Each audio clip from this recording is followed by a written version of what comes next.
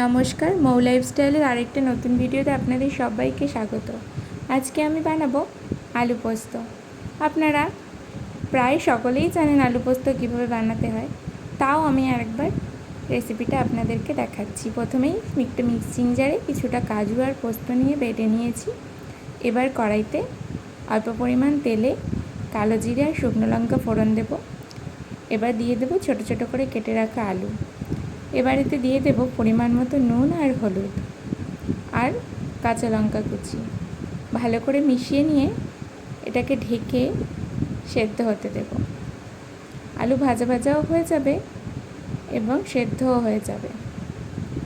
আমি আগে কড়াইতে কুমড়ো ভেজেছিলাম, তাই জন্য কড়াইটা এরকম হয়ে গেছে।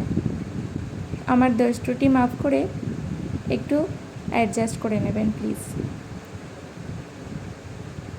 এবার আমি এতে দিয়ে দেব পোস্ত বাটা